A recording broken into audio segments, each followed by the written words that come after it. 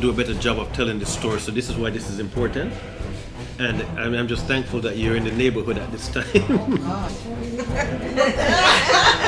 been a long time. It has been indeed a long time. Okay, Louis asked us talk about BYCAP. Yes, please.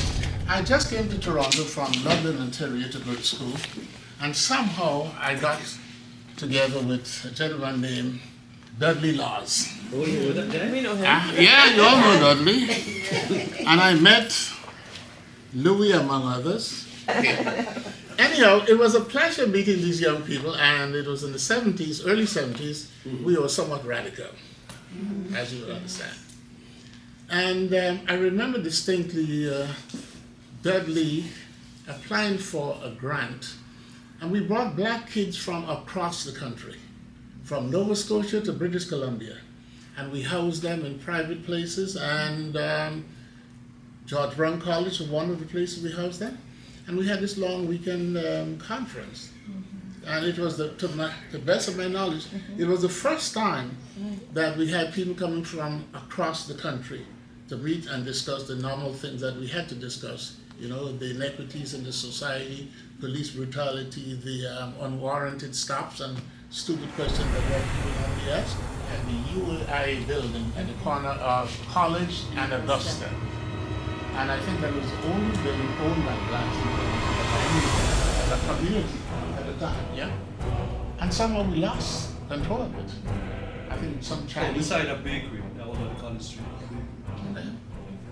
And I remember we used to meet there. Dudley had a sort of a printing operation on the second floor.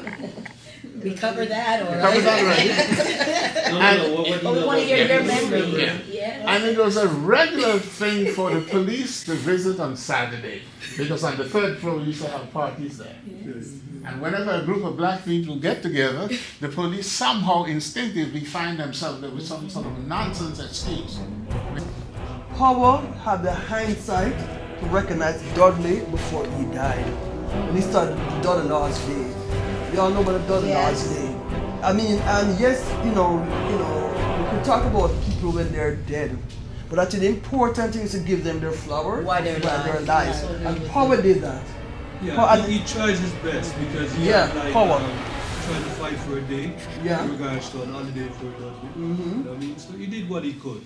But even though I didn't get an official day per se, but at least once a year on Dudley's birthday, people gather around. Well, he was a strength behind that. Yes. He was a strength behind It started in his house, it started in his backyard, and it got so big, because once a year, everybody know May 4th, you're going to go to Power's house for Dudley Holidays. And then from his backyard, it went, to the community center. And now you have Dudley Laws Scholarship. So I think that is very important, to recognize that he was able to, recognize him while he was alive. Because I think, we could say anything we want to say now, but the father Paul was able to recognize and say, hey, wait a minute now. Why not recognize the man while he's alive? You know what I'm saying? So I think that was very important too.